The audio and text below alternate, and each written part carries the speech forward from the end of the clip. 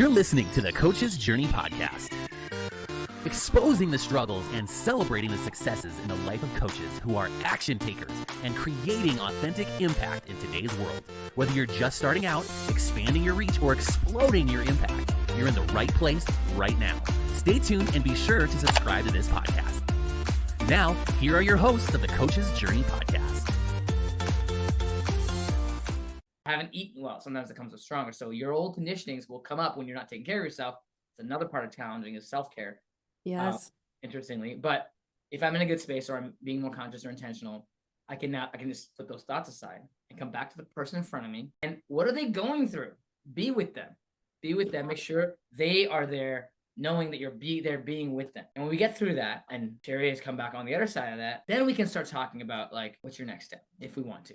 Yeah. And maybe there's more to cover. Maybe there's like, tell me a couple things that really have made a difference, if anything. Or, what would you, or we could even talk about the people in that group and say, what would you like for their response to have been? Yeah. And then do you want that to change in that group? There's so many different ways we could go with this. Are we working on thyroids? Are we working on health? Are we working on group dynamics and influence? Are we working on you just like handling yourself? Are you working on you being productive and making this into a project in your life? There's so many different ways we could go with this, and knowing your client, what they actually think is important is part of that journey. Right. And Absolutely. So like whatever it is we're deciding, basing it on what's important to the client, what matters now, having a sense for that will help you get to the place where you're going to challenge the right thing too. Absolutely. And challenging the right thing, and I don't think it's like there is the right thing, but challenging it in a way that's the most healthy for the client at the moment. Because going back to this whole like health journey, I have a nutritionist, dietitian gal that I meet with periodically.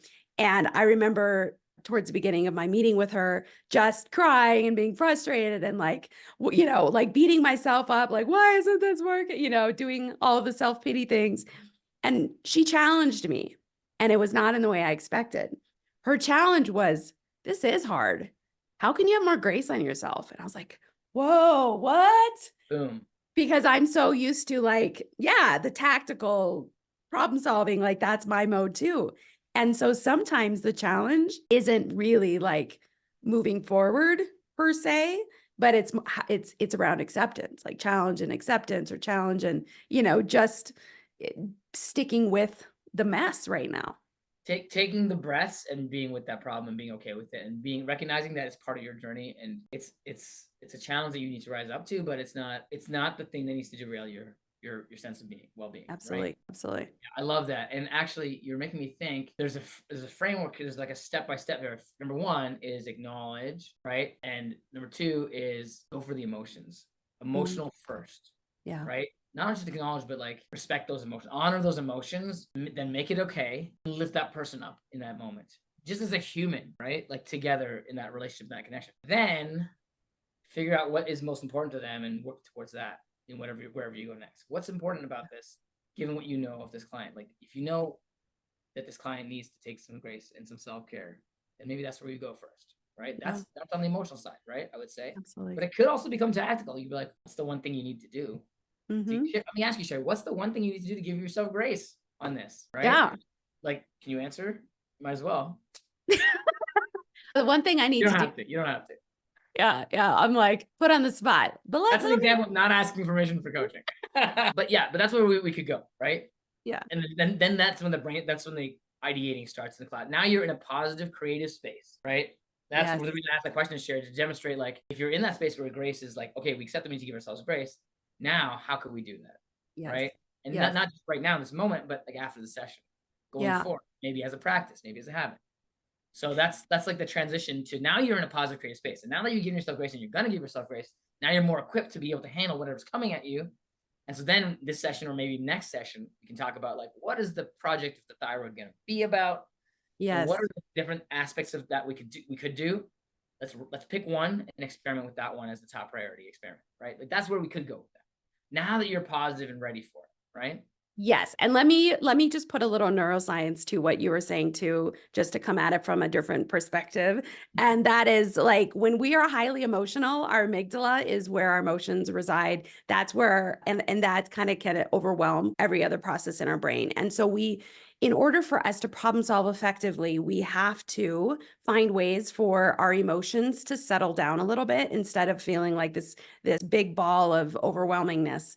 And so once our emotions settle down a little bit, our prefrontal cortex, which is where our decision making, our logical thought process, prioritizing, all of that sort of stuff happens, that is able to now more effectively be activated. So literally, if we are way too emotional to being, in the moment, it's overriding our ability to be logical.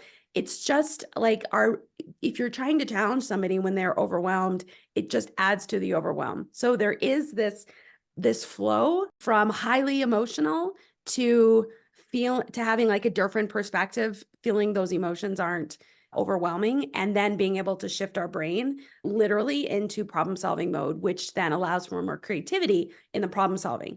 So I just kind of wanted to speak to those processes that happen. Love that. Totally agree with that, Shay.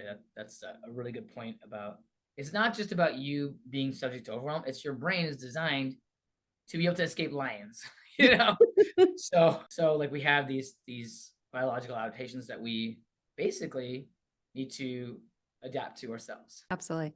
Right. And there's so many tools, as we just discussed. So there's lots of tools, and really our best tool though is ourselves as the coach. And the more emotionally intelligent and aware and interactive we are in that space, that's really where the power comes from in coaching. And that's about being connected and present, right? Staying present to what's really here with your client is the foundation for it all. Absolutely. And so if you're listening to this, you are a coach. Otherwise, you wouldn't care what we're saying right now. You wouldn't even be listening to the podcast. Or maybe, Terry, I'll challenge you on that and say, like, they might actually have thought it was interesting from a human dynamics point of view if they weren't a coach. And maybe now, like, what is this coaching thing? This sounds interesting. That is possible. But the fact that our podcast is called the Coach's Journey Podcast, they're most likely coaches. And so I want you to reflect. Yeah. As a coach, I want you to reflect on how much support and challenge do you have in your life as a coach? Because most of the coaches that we are around, we're part of a community called the Coaching Mastery Community. Most of the coaches that we're around have expressed, and I feel this myself, I don't naturally have a whole bunch of coaches around me that understand what I do, get the complexity of what I do and how that impacts every area of my life. I don't have people naturally that understand that. So in order for me to be challenged as a coach to grow and to get even more experience and nuanced improvement and mastery, I need to be around other coaches. So if you're listening to this and you're like, oh, this sounds amazing, but how do I don't know what that process looks like. I encourage you to jump over to coachingmasterycommunity.com. We have an amazing community of coaches that challenges each other so that we don't stay in overwhelm, we don't feel stuck, we don't feel frustrated, but where we are able to grow in our coaching journey and in our businesses so that we can then continue to help more clients and to gain a richness in what we do. Yeah, and coaches in our community, we challenge each other, right? Like not only as humans to grow, but as coaches to grow professional. Yes. It's a professional development community. And something like the coaching chain that we run for a pro membership, every session you run it, and then you have this coaching mastery discussion where you're challenging each other to get better. What happened in that session? What went well? What needs work? And what do we learn? And how can we apply that going forward? That raises our whole community up because everybody in the chain is doing that. And we talk about what's going on. So we're challenging each other as coaches. And that's really important. If you're a coach and do not have coaches challenging you as a coach to grow in your life, in a community where people are actively communicating with you personally, then you really need to look at Coaching Mastery Community, because that is like an essential component of your coaching professional development if you're in this as a career. Absolutely.